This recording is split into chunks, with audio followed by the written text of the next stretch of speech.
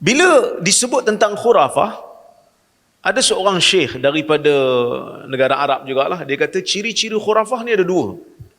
Bila kita sebut tentang khurafah, ciri-ciri khurafah ni ada dua.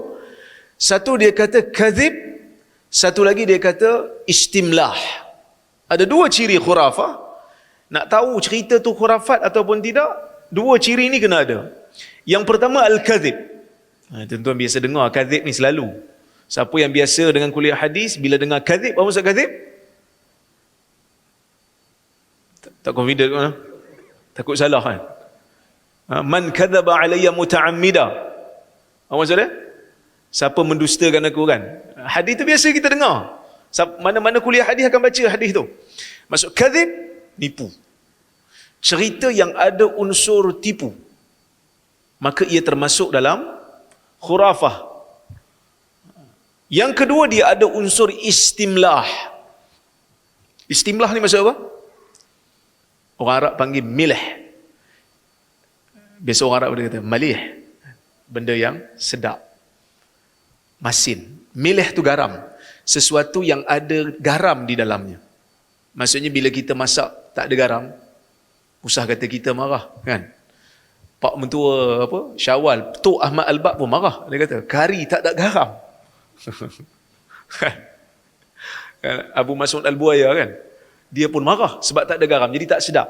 Jadi khurafat ni dia senang nak lekat dalam masyarakat, bukan sebab dia bohong, tapi sebab dia ada unsur istimlah, ada unsur sedap dengar.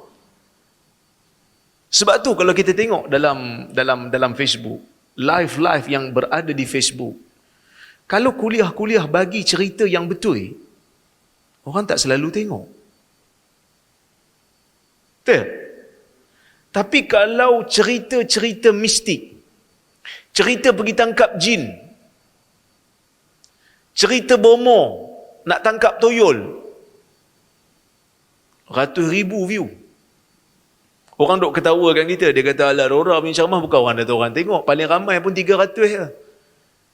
Tapi sebab kita bukan nak cari view sangat. Kan ceramah ni, kuliah ni bukan sebab nak cari view, sebab tanggungjawab.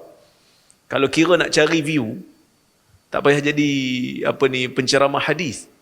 Cerita bab khurafat mesti orang dengar.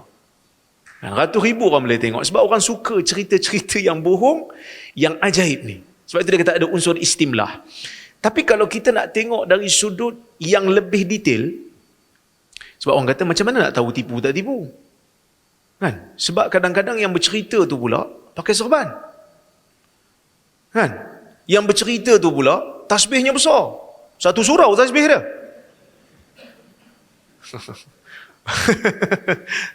Tuan-tuan faham kan? Tasbih dia satu surau. Takkan orang tak percaya? Kita tasbih, kita nampak tasbih paling besar pun besar-besar satu ruas jari je kan? Satu ruas jari je. Dia punya tasbih satu surau orang pegang. Duk pusing-pusing kan. Jadi macam mana kita nak tahu dia khurafat tak khurafat?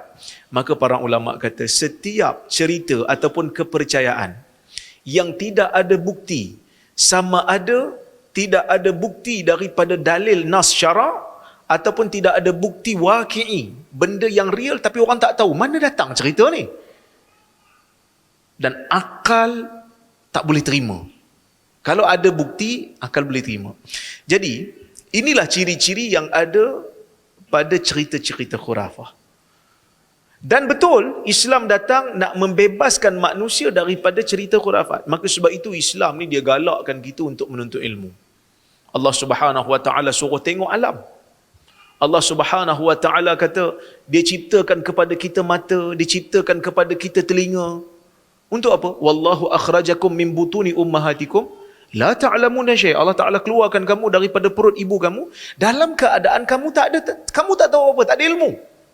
Jadi kita belajar. Mula belajar dengan apa? Kita belajar dengan apa yang kita lihat dan kita belajar dengan apa yang kita dengar.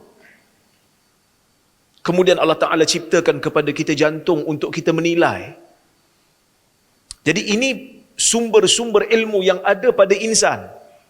Bila Allah Ta'ala kata dia cipta kepada kita mata, dia cipta kepada kita telinga, maksudnya dia suruh kita belajar dengan sumber yang betul. Bila dia cipta mata, maka kita perlu belajar satu benda yang dipanggil sebagai ilmu empirikal. Apa itu ilmu empirikal? Ilmu yang berdasarkan kepada pemerhatian. Tengok, ulang-ulang tengok. Maka kita akan dapati, kita akan buat eksperimen. Last kali baru kita percaya. Kan? Kita buat eksperimen, kita ulang-ulang tengok, dan kita percaya. Dengar, bila kita dengar satu benda, Allah Subhanahu Wa Taala tak tinggalkan untuk kita dengar semua benda. Allah Subhanahu Wa Taala kata apa? In ja'akum fasiqun binaba'in fatabayyanu.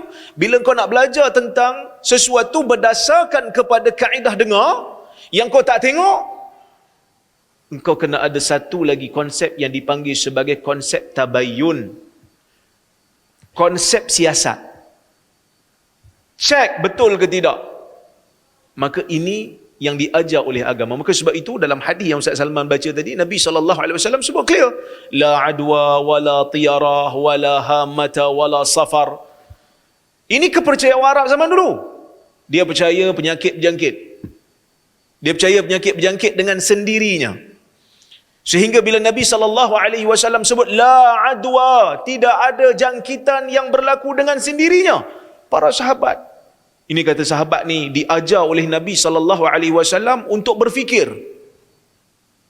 Bila Nabi mengajar, sahabat tanya, ya Rasulullah, apa pandangan kamu tentang unta yang berada di tengah-tengah padang pasir, ka'annahu dhiba, seperti dia punya elok tu macam ziba ni dalam bahasa macam apa? Kancil kan? Ghazal. Bukan kancil apa? Dia, saya pun lupa dah nama binatang. Dia kancil kecil kan? Apa ghazal? Pelanduk? Bukan zip. Rusa. Yang cantik macam rusa dia punya bulu. Tiba-tiba datang satu unta yang berkurap. Dia menjangkitkan. Dia menjangkitkan unta yang cantik tadi tu. Kan?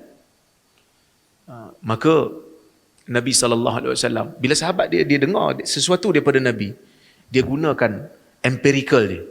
Dia tengok yang berlaku di alam nyata. Bila Nabi SAW nafikan jangkitan berlaku dengan sendiri, melainkan dengan izin Allah, maka sahabat tengok, ada je unta yang asal sihat, tiba-tiba bercampur dengan unta yang ajrab, unta yang sakit, yang berkudih ni, tiba-tiba yang sehat ni pun jadi berkudih.